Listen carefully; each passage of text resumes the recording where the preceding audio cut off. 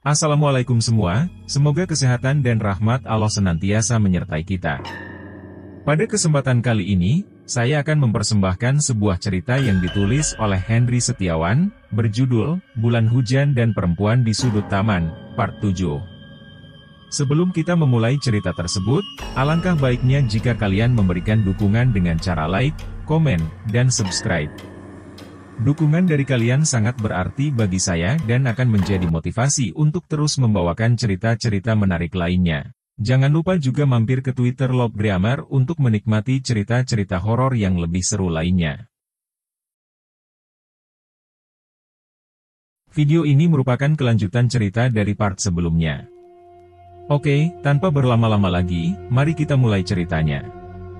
Di zaman kerajaan Hindu, 7 hari telah berlalu sejak Damar bertemu dengan Resi Chandramaya. Luka di tubuhnya akibat terjatuh dari atas tebing telah sembuh.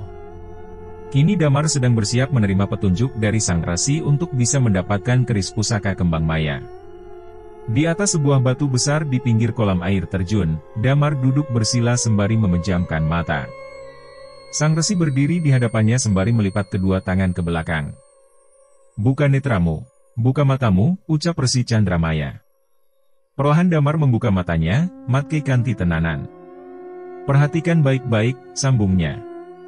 Resi Chandramaya memutar tubuhnya menghadap ke arah air terjun, dia mengangkat tangan kanannya mengarah ke air terjun itu. Dalam sekejap air kolam di depannya bergolak, sedangkan dari balik air terjun tiba-tiba muncul setitik cahaya berwarna putih kemerahan. Cahaya itu bergerak pelan lalu seketika melesat ke arah Resi Chandramaya. Dalam sekali gerakan tangan kanannya langsung menangkap lesatan cahaya itu. Damar terkesiap melihat adegan menakjubkan di hadapannya, dilihatnya sebuah keris lengkap dengan warangkanya telah berada dalam genggaman Resi Chandramaya. "Iki kangarane keris kembang maya." "Inilah keris kembang maya," ucap Resi Chandramaya. Damar masih tak mampu berkata-kata, pusaka yang selama ini dicarinya ada di hadapannya.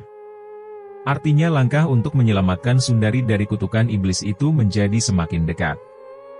Resi Chandramaya perlahan mencabut bilah keris itu dari warangkanya lalu memperlihatkan kepada Damar. Dia memperhatikan dengan seksama bilah keris yang sangat indah itu. Keris lekuk 5, dengan badan bilah berwarna hitam dipadu ornamen pamor keputihan, bagian lis-lisan berwarna keemasan dan di bagian serawean terdapat hiasan berupa embos bunga berkelopak 5 berbentuk membulat di setiap ujung kelopaknya. Damar sungguh terkesima, baru kali ini dia melihat sebuah keris dengan bentuk dan anatomi yang sangat sempurna. Resi Chandramaya kembali memasukkan keris itu ke dalam warangka lalu menyerahkannya kepada Damar. Tangan Damar bergetar ketika hendak menerimanya, dia merasakan kekuatan luar biasa menyelimuti benda pusaka milik Resi Chandramaya itu. Ketika keris kembang maya telah berada di genggamannya, dia merasakan perih di tangannya seolah ditusuk ribuan jarum tak kasat mata. Hingga tak lama kemudian terjadi semacam ledakan energi dan keris itu pun terlepas dari genggamannya lalu kembali melesat ke arah air terjun dan lenyap di baliknya. "Bengi iki yeso mbok wiwiti lelakumu kanggo nyumbu keris kui. Malam ini bisa kamu mulai lelakumu untuk merayu keris itu," ucap Resi Chandramaya sembari tersenyum. "Injih Resi, nanging kulo kados ngrasakake keris niku nolak kula." "Iya Resi. Tapi saya tadi merasakan seolah keris itu menolak saya," ucap Damar. Resi Chandramaya tersenyum lalu kembali berucap, "Keris iku bisa maca jroning wedayamu. Keris itu bisa membaca isi hatimu." Damar kembali terdiam, dia merasa tidak ada niat buruk sedikitpun untuk mendapatkan keris pusaka itu. Tapi ketika dia memegangnya, dia seolah merasakan energi penolakan dari benda pusaka itu.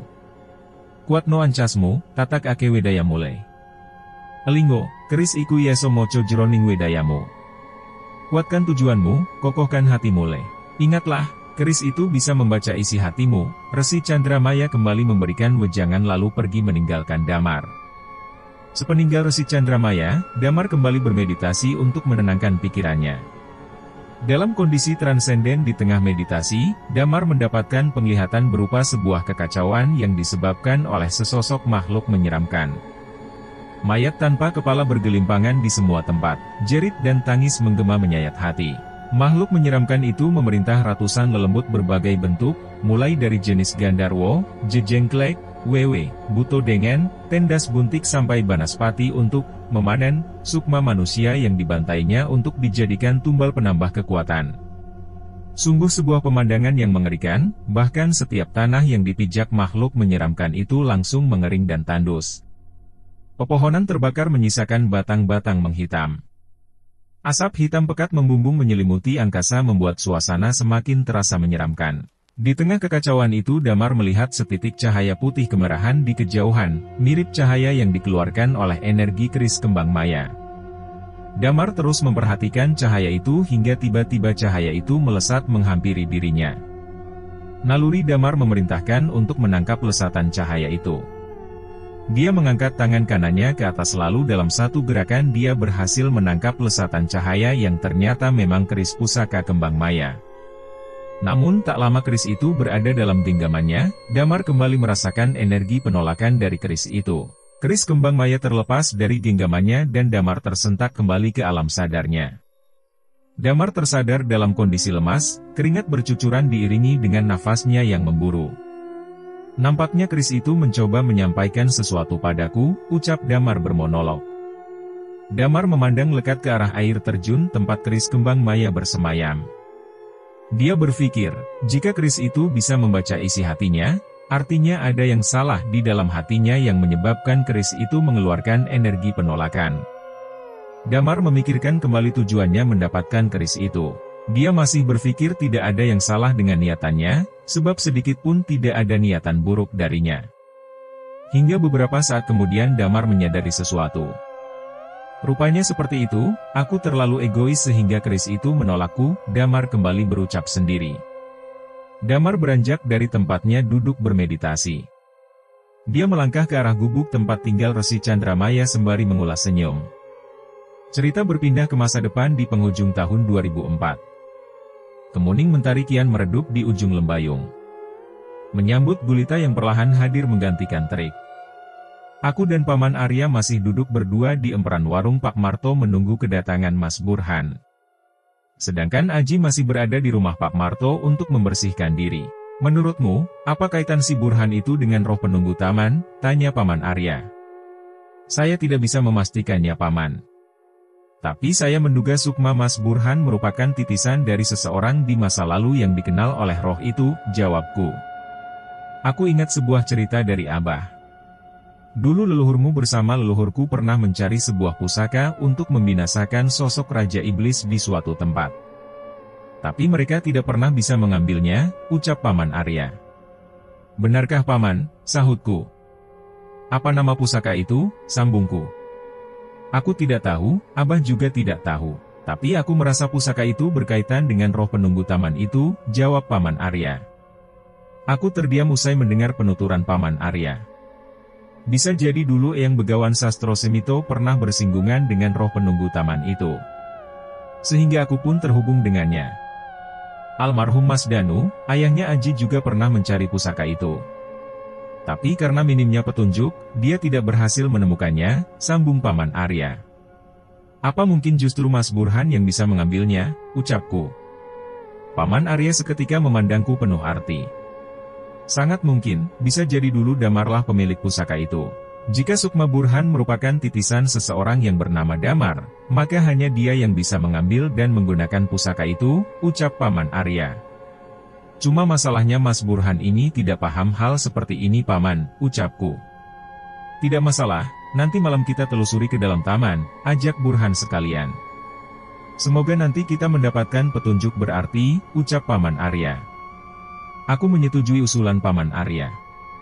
Mungkin saja dengan mengajak Mas Burhan, roh perempuan penunggu taman itu bisa memberikan petunjuk mengenai misteri yang tersimpan di dalam taman.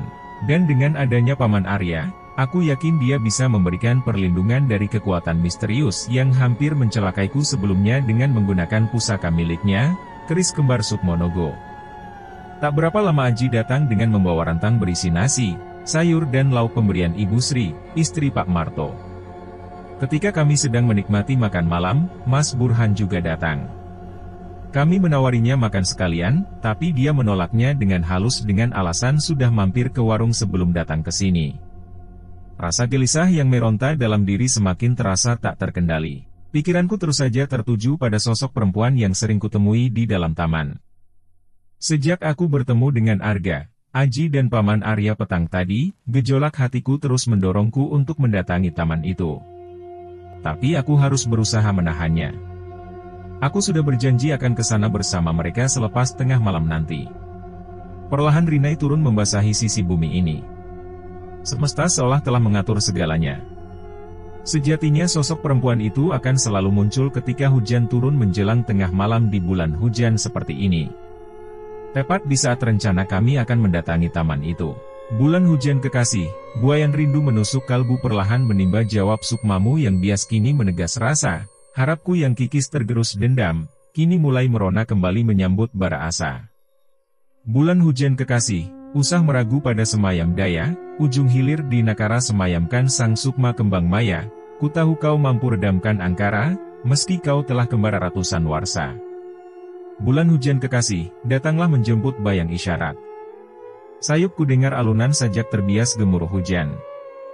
Aku mengenalinya, itu suara perempuan itu, suara Sundari. Suara yang sering ku dengar ketika dia mendatangiku di taman dan dalam mimpi, nampaknya dia kembali memberiku petunjuk.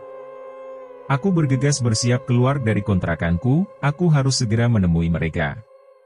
Ku kenakan jas hujan untuk menghalau kuyup, kulangkahkan kaki gegas menembus malam menuju ke warung Pak Marto di depan taman kota. Sesampainya di sana, ternyata mereka bertiga tengah duduk di teras warung sembari minum kopi. Meski udara cukup dingin, namun tidak menyurutkan asa mereka untuk terus mengamati taman kota yang semakin terkesan misterius ketika hujan. Duduk dulu mas, ngopi dulu biar anget, ucap Arga menyambut kedatanganku. Terima kasih mas Arga. Tidak perlu repot, jawabku sekedar basa-basi. Santai aja mas. Kita masuk ke sana nanti aja selepas tengah malam.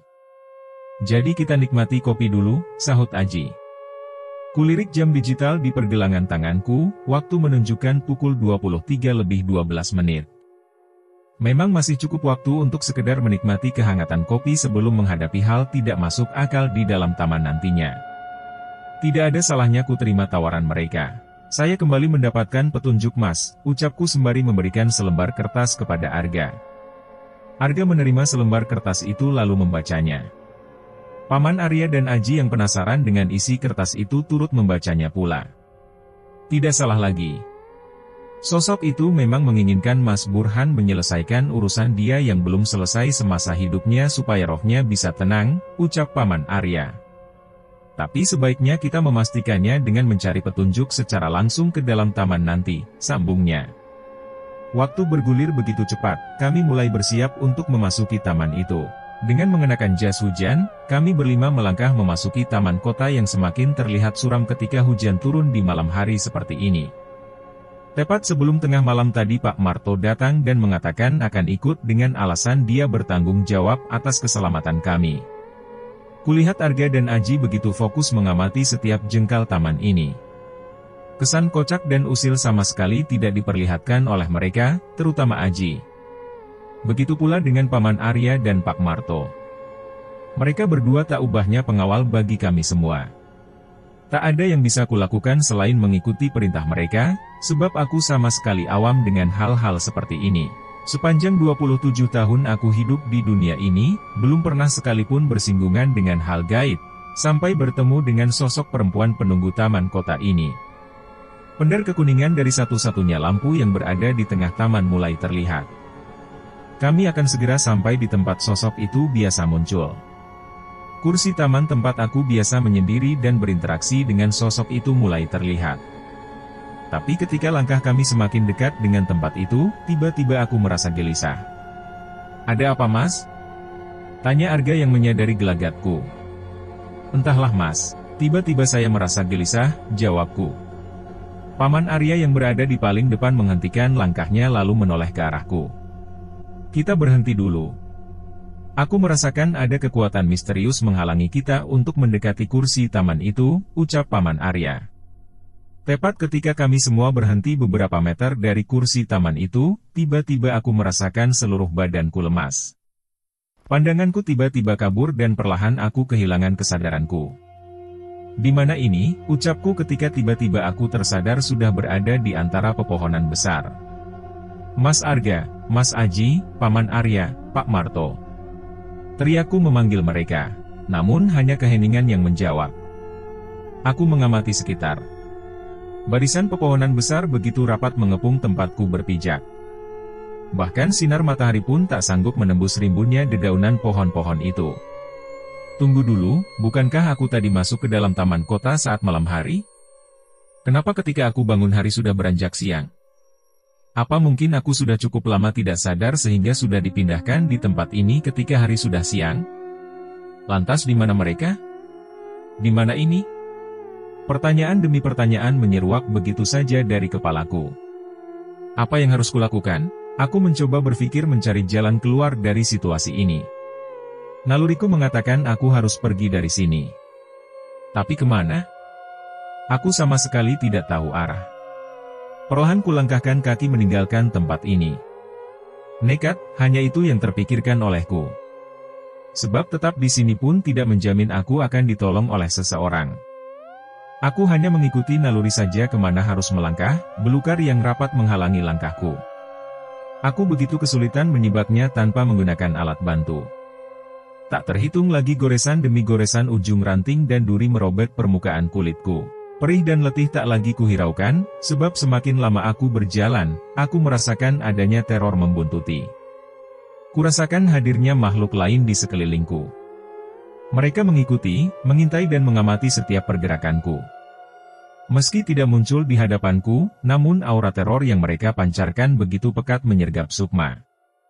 Kadigdaya nira nora darpa windasaken sinuhun japa, mantra kang kaucap nora sarasarampe, pusaka nora darpanggareting wacucal, sebab yonining sinuhun sampun paripurna kemanjing saking jangkeping wadal. Mangsa kang diranti sampun hateng, sewu warsa kantun milang mastu panamaya kedah dirampungaken sewu wadal sampun magut jangkep. Nalika jangkep, seliramu nidia winengku dening sinuhun Prabu Kolosetro. Sedaya manusia pada nedia takluk dumateng sinuhun. Sedaya janma nedia dadi begondal datan ana digdaya kang saguh, nglireni nalika sinuhun sampun nenangi. Sayup telingaku mendengar kidung yang didendangkan bernada sumbang. Terus diulang semakin menggetarkan nyali. Entah siapa, kurasa dia bukan manusia. Sebab suara yang terdengar begitu parau menggema di gendang telinga. Kupindai sekitar, namun hanya kosong selain barisan pepohonan besar berdahan rapat. Segera kuayun kembali langkahku, tak peduli lagi goresan baru kembali menyayat kulit. Aku harus segera meninggalkan tempat ini. Sebelum makhluk-makhluk mengerikan itu menyergapku, begitu yang saat ini kupikirkan. Entah berapa lama aku berjalan, sebab tak mampu kupantau waktu. Jam yang tersemat di pergelanganku tak lagi menunjukkan fungsi. Hingga letih tak terkira semakin mendera tubuhku, namun di kejauhan kulihat tempat lebih terang. Nampaknya di depan sana pepohonan tak serimbun tempat ini. Ku percepat langkahku, kuabaikan dulu letihku untuk sejenak, semoga tempat itu lebih aman dari belantara ini. Langkahku terhenti di bibir hutan, terhampar tanah sedikit lapang di hadapanku. Namun bukan itu yang membuatku terpaksa berhenti. Sebab kulihat sebuah rumah kecil berdiri di tengahnya. Rumah bergaya sangat kuno dengan bangunan kayu berpanggung rendah, seperti bukan pada zaman ini. Kutaksir bangunan itu mirip bangunan di zaman kerajaan dulu. Beberapa pohon besar berdiri di halamannya. Mataku memindai sekitar pepohonan itu, seketika aku terbelalak. Tak percaya dengan apa yang sedang kulihat saat ini. Di beberapa dahan pohon itu tergantung jasad manusia tanpa kepala. Jasad-jasad itu digantung dengan cara terbalik. Darah yang mengucur dari bagian leher jasad itu ditampung menggunakan gentong tanah liat, sungguh mengerikan. Inginku segera pergi dari tempat ini, namun tubuhku kaku, sedikit pun tak mampu kugerakkan. Seolah dipaksa terus melihat kengerian yang ada di hadapanku. Sedikit rasa penasaran meredam nyaliku yang kiat menciut. Ingin ku ketahui apa lagi yang akan terjadi di tempat ini. Perlahan pintu rumah berderit, seseorang membukanya dari dalam. Seorang perempuan renta dengan wajah mengerikan menampakkan dirinya. Dia berjalan keluar dengan langkahnya yang sedikit tertatih. Tak berapa lama keluar seseorang lagi. Perempuan muda berkemben hitam dengan jarik coklat tua membebat tubuhnya. Selembar selendang merah menjuntai di pinggangnya. Tunggu dulu, aku mengenali perempuan itu. Dia sosok yang sering menemuiku di taman kota, dia Sundari. Apa yang dia lakukan di sini? Sundari berjalan anggun meniti tangga kayu di depan rumah menuju halaman menyusul perempuan rentai yang telah berdiri menunggunya. Sesampainya di sana dia berdiri mematung. Tatapannya kosong, raut mukanya tanpa ekspresi. Sampun jangkep titi wancine Endoro Ayu. Saatnya sudah tiba Endoro Ayu, ucap perempuan renta itu. Sundari hanya diam, tidak ada jawaban dari mulutnya pun dari gestur tubuhnya. Namun sekilas kulihat sebutir air menetes dari sudut matanya. Beberapa saat kemudian seorang pria paruh-baya dan pria renta muncul dari samping rumah menghampiri Sundari dan perempuan renta itu. Lakukan sekarang Lingga, ucap perempuan renta itu parau. Tanpa menjawab, pria paruh-baya itu mengambil beberapa gentong tanah liat yang telah berisi darah dari mayat-mayat yang tergantung lalu mengumpulkan di dekat Sundari. Sedangkan wanita renta itu menanggalkan seluruh kain yang membebat tubuh Sundari. Mulut perempuan renta itu berkecumik melantunkan mantera berbahasa Jawa kuno.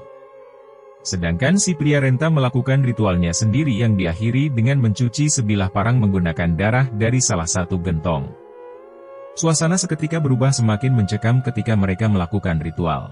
Angin yang sebelumnya tenang tiba-tiba berhembus kencang membawa aura mengerikan. Sesekali berkelebat bayangan-bayangan makhluk mengelilingi tempat ini. Semakin lama, makhluk-makhluk yang berdatangan semakin banyak. Bahkan beberapa di antaranya menampakkan diri dengan wujud mengerikan mereka masing-masing. Penampakan mereka jauh berbeda dari gambaran demit yang selama ini ku kenali. Tidak ada bentuk pocong, kuntilanak, atau sejenisnya. Mereka lebih menyeramkan, ada yang berbentuk makhluk jangkung dengan wajah tak beraturan, ada yang mirip genderuwo dan lain sebagainya. Makhluk-makhluk itu berkerumun di sekitar orang-orang yang sedang melakukan ritual itu, seolah menunggu diberikan makanan. Aku yang masih mematung tak jauh dari mereka bergidik ngeri, nyaliku benar-benar runtuh. Namun lagi-lagi tak ada yang bisa kulakukan. Untuk berkedip pun rasanya sangat berat. Seolah tubuh ini dipaksa untuk menyaksikan adegan demi adegan di hadapanku. Tak berapa lama, muncul bayangan seperti kabut hitam bergulung-gulung di belakang rumah itu. Kabut itu membentuk sosok sangat besar dengan mata merah menyala. Tidak terlihat bagaimana bentuk wajahnya karena semuanya hanya hitam. Wis teko titi wancine. Sudah sampai pada waktunya. Terdengar suara berat menggema dari kejauhan, mungkin suara dari makhluk paling besar itu. Sendiko dawuh Sinuhun. Baiklah yang mulia, jawab mereka bertiga, sedang Sundari tetap membisu. Perempuan renta itu membasuh tubuh Sundari menggunakan darah dari dalam gentong sambil terus melantunkan mantera. Dia terus mengguyurnya hingga sekujur tubuh Sundari berwarna merah pekat dan darah yang tertampung di beberapa gentong habis tak bersisa. Usai melakukan ritual itu, pria paruh-baya bernama Lingga mengambil sebilah parang yang tergeletak di depan pria renta. Dengan langkah tegap, tanpa ragu sedikit pun Lingga mengayunkan parang itu tepat di leher Sundari. Dengan sekali tebasan, leher Sundari langsung terputus dan kepalanya menggelinding. Tubuhnya seketika roboh berkalang tanah. Tak ada pekikan, seolah Sundari sama sekali tidak merasakan sakit ketika lehernya ditebas. Aku terbelalak melihatnya, mataku seketika berkunang-kunang, tubuhku terhuyung lalu kehilangan kesadaran. Mas Burhan, sayupku dengar seseorang memanggil namaku. Perlahan kubuka mataku, kurasakan dingin di sekujur tubuhku. Kulihat Aji duduk di sampingku berusaha menyadarkanku. Nampaknya dia yang sedari tadi memanggil namaku.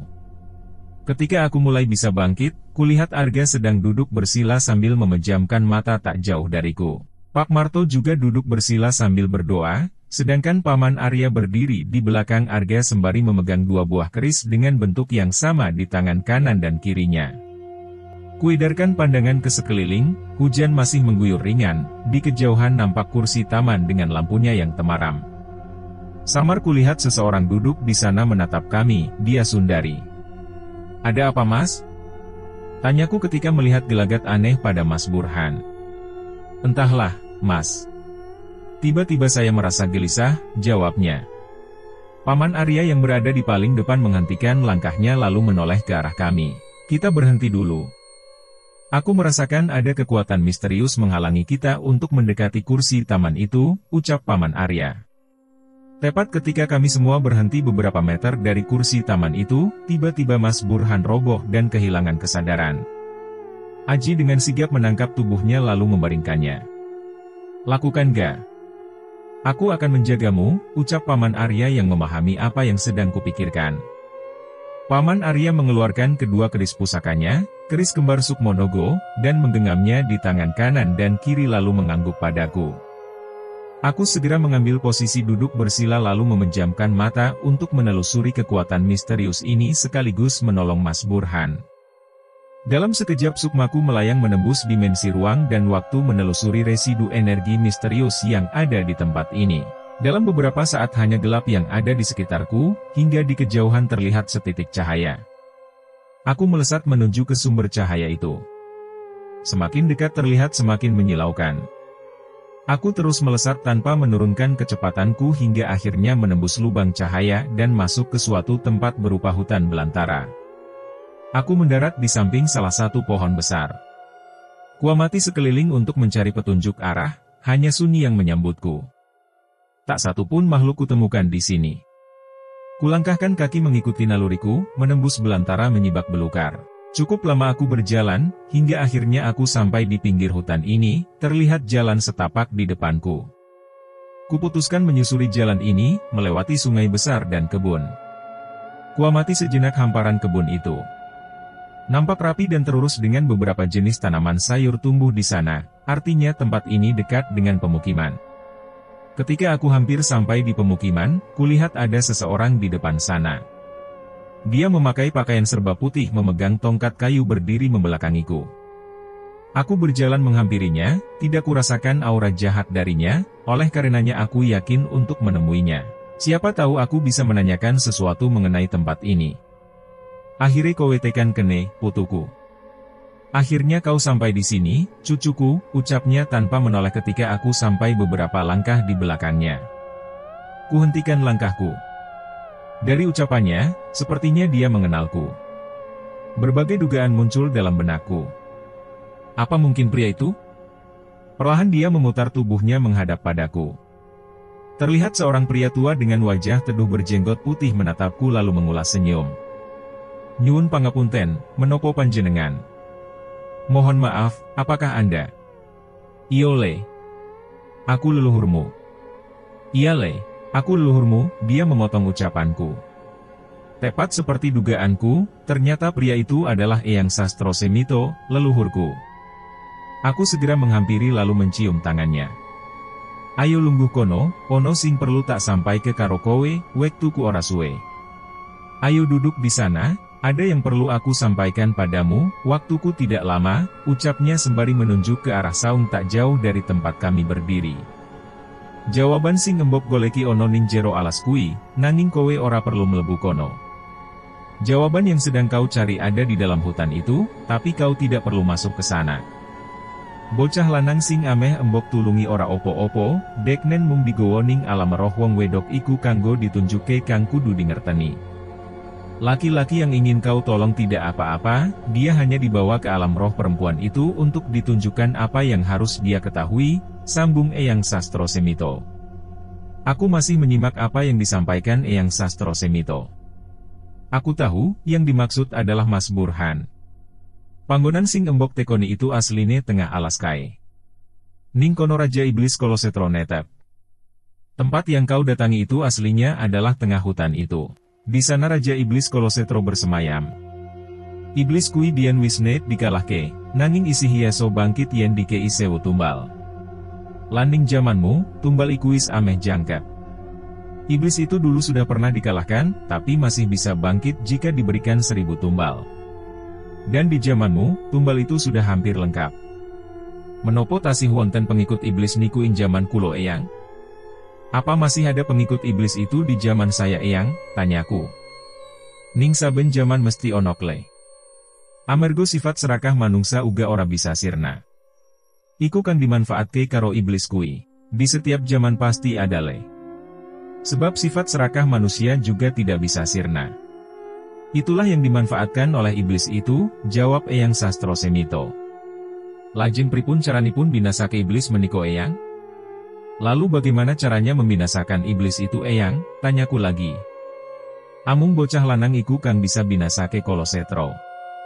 Amergo sukma wong kang ngalahke Kolosetro biyen nitis manjing ono ing sukmane. Hanya laki-laki itu yang bisa membinasakan Kolosetro. Karena sukma orang yang mengalahkan Kolosetro dulu menitis ke dalam sukmanya. Jadi memang benar sukma Mas Burhan merupakan titisan atau reinkarnasi dari sukma seseorang dari masa lalu yang mengalahkan iblis itu. Lantas bagaimana caranya dia bisa mengalahkannya? Sebab yang ku tahu Mas Burhan awam mengenai hal gaib. Gunake keris pusaka kembang maya. Gunakan keris pusaka kembang maya, ucap Eyang Sastro Semito lagi seolah bisa membaca isi pikiranku. Aku sedikit kaget. Jadi maksud kata-kata, sukma sang kembang maya, yang ada di dalam puisi itu adalah keris pusaka kembang maya. Sedikit demi sedikit misteri ini akhirnya terkuak. Keris iku nancap ing sukmane Kolosetro nalika biyen dikalahke.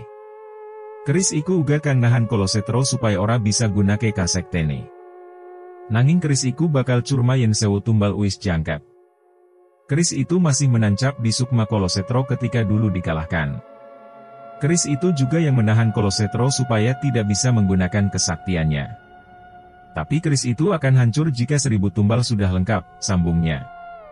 Kening menaparin Kolosetro mboten dipun binasakan ngangge keris menika eyang? Kenapa dulu Kolosetro tidak dibinasakan menggunakan keris itu eyang? Tanyaku. Biyen wong kang kudune bisa binasake Kolosetro dikiwasani nepsu Bramantya lan dendam amarga wong wadon kang ditresnani dijupuk lan didadike pengantene Kolosetro.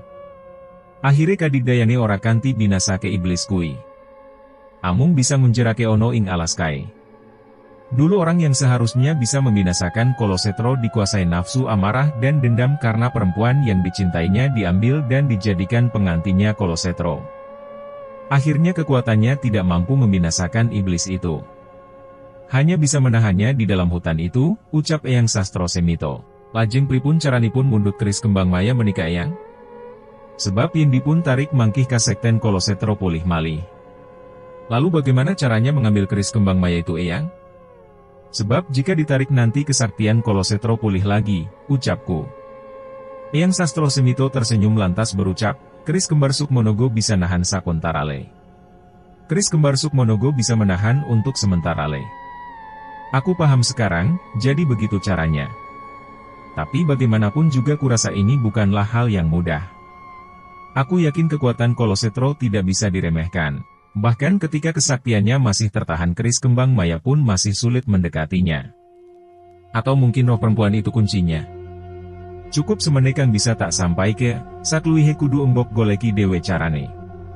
Aku percaya kowe lan anak turune Darmajati bisa ngampungake perkara iki.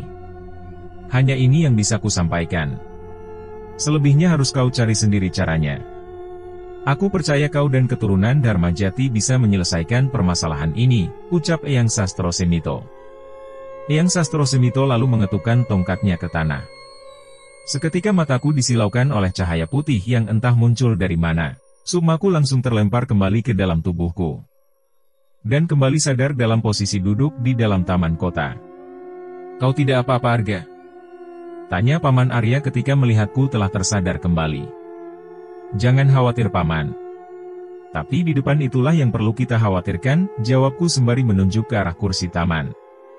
Di depan kursi taman nampak seorang perempuan berdiri menatap kami tajam penuh amarah. Perlahan dia menggerakkan tubuhnya. Masih dengan tatapan amarahnya, perempuan itu mulai menari. Gerakannya halus dan luas namun misterius. Aku yang masih memperhatikannya tiba-tiba merasakan seluruh tubuhku kaku. Rasa pening seketika mendera. Sekuat tenaga aku berusaha mempertahankan kesadaranku, aku merasakan seolah sukmaku ditarik paksa dari tubuhku. Tahan Arga, dia berusaha mengambil sukmamu. Tarian itu, tarian kematian, ucap Paman Arya panik. Setan alas. Aji memekik lalu menerjang ke arah roh perempuan itu. Tunggu Aji, jangan gegabah. Paman Arya berusaha menahan Aji namun tidak dihiraukannya.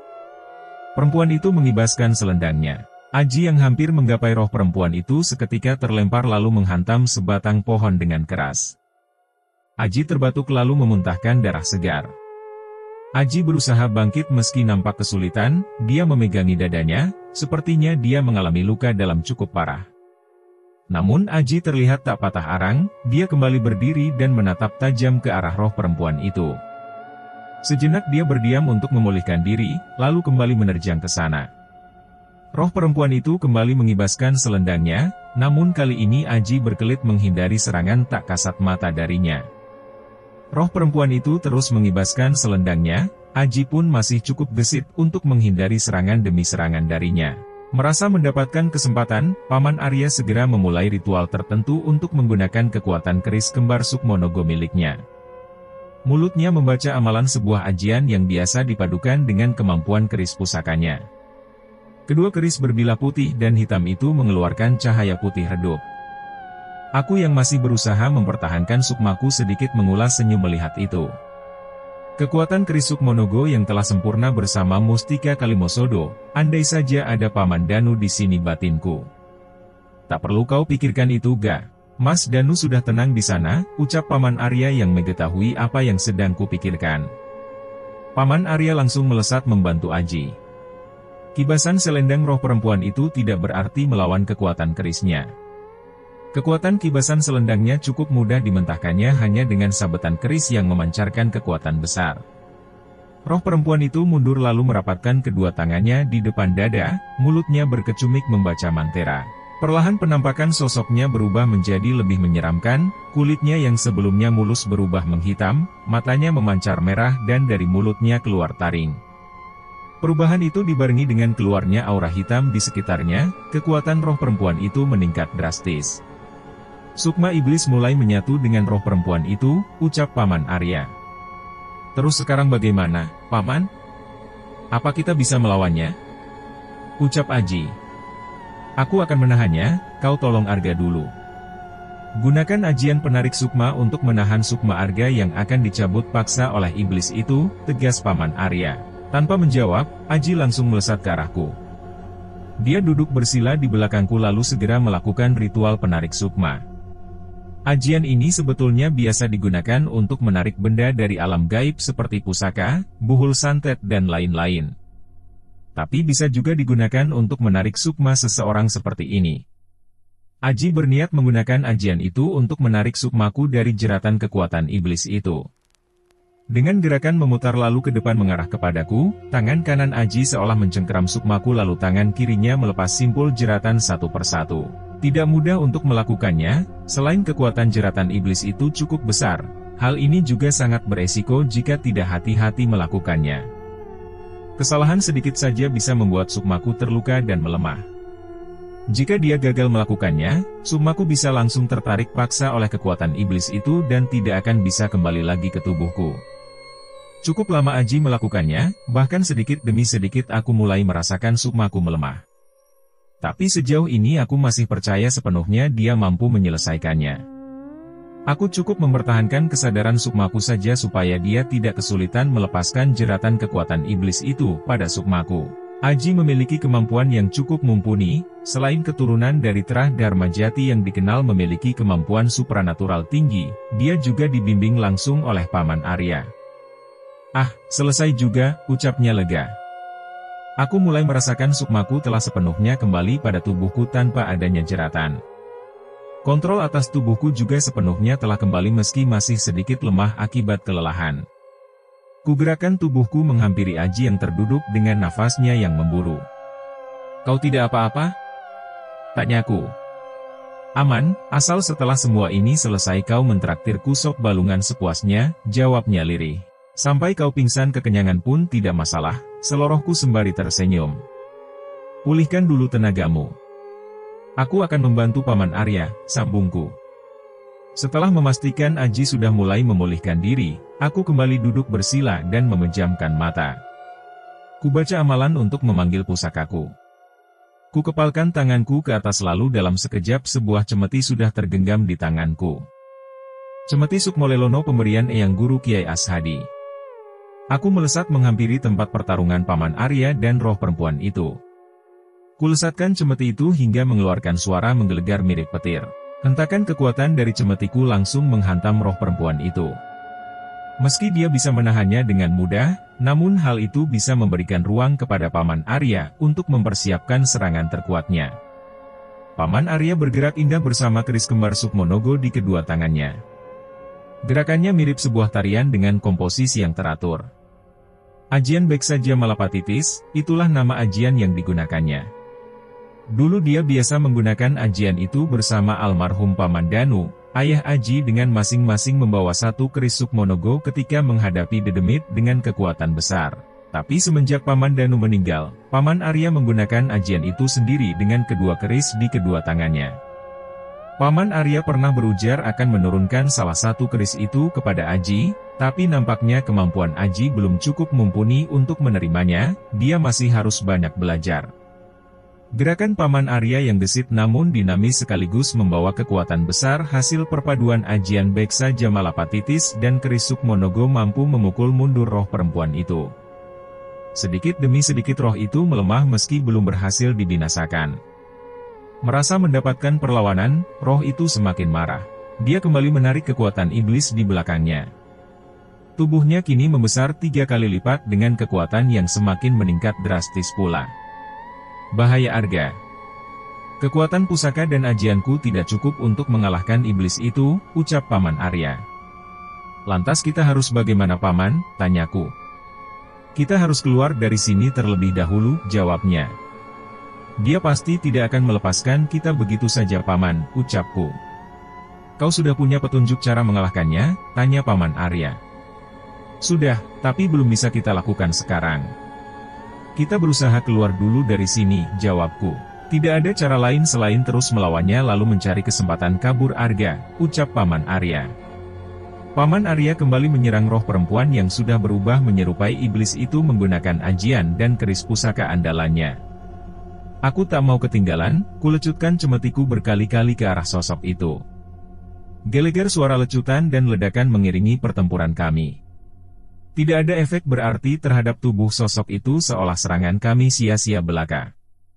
Kadigdayan Niranora Darpa Windasaken Sukmaku Japa Mantra Kang Kaucap Nora Sarasa, Rampe Pusaka Nora Darpanggareting Wacucal. Kekuatan kalian tidak mampu membinasakan Sukmaku, mantra yang terucap tidak bermakna, bermacam pusaka tidak akan mampu menggores kulitku. Terdengar suara menggema di antara gelegar serangan kami. Nampaknya kekuatan sosok itu memang jauh di atas kemampuan kami. Bahkan tanpa bergerak sedikit pun, serangan kami tidak bisa memberikan efek apapun padanya. Sepertinya satu-satunya cara mengalahkannya memang menggunakan keris pusaka kembang maya seperti yang diucapkan leluhurku. Kulihat sosok itu mulai bergerak, sepertinya dia akan mulai memberikan serangan balasan kepada kami. Tapi belum sampai serangannya mengenai kami, tiba-tiba Mas Burhan sudah berdiri di hadapan sosok itu. "Hentikan Sundari!" teriaknya. Anehnya sosok itu menghentikan serangannya. Tubuh sosok itu bergetar seolah ada kekuatan lain yang berusaha menahannya. Wajahnya berubah-ubah dari sosok bengis menjadi perempuan cantik berganti-gantian. "Aku akan menolongmu, aku akan menghentikan iblis itu menggunakan keris kembang maya," ucap Mas Burhan lagi. Usai Mas Burhan mengucapkan kalimat itu, perlahan tubuh sosok mengerikan itu mengecil dan kembali berubah menjadi sosok roh perempuan yang disebut Sundari. Roh Sundari lantas bergerak mundur menuju ke kursi taman dan mulai menari di depannya. Kali ini aku tidak merasakan efek apapun ketika melihat tariannya, sepertinya tariannya kali ini hanya tarian biasa yang tidak diiringi dengan kekuatan mematikan.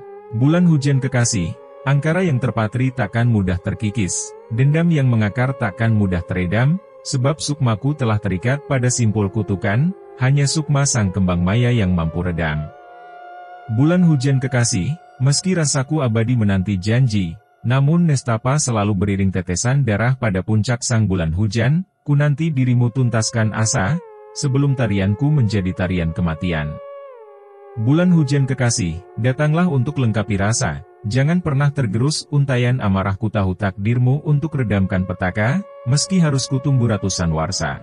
Perempuan itu bersajak sambil menari, ku coba mencerna setiap bait sajak yang diucapnya. Sepertinya sajak itu ditujukan kepada Mas Burhan, dia seolah memberitahu bahwa hanya Mas Burhan yang bisa menghentikannya menebar kengerian melalui sosok iblis di belakangnya. Usai bersajak, roh Sundari bergerak mengitari kursi dan lampu taman. Tariannya terlihat begitu indah, namun menyimpan misteri yang bisa saja berubah menjadi petaka, seperti yang diucapkannya melalui puisi, yaitu tarian kematian. Beberapa kali dia mengitari kursi dan lampu taman itu hingga kemudian melesat ke arah semak dan lesap di telan gelap. Bersambung. Tunggu kelanjutan cerita di bagian berikutnya, yang akan segera Mimin unggah dalam waktu dekat. Untuk video part sebelumnya, sudah Mimin taruh di dalam deskripsi. Serta ada juga cerita lainnya, yang tidak kalah bagusnya. Jangan lupa untuk like dan bagikan cerita ini kepada teman-teman dan saudara kalian, supaya channel ini terus berkembang.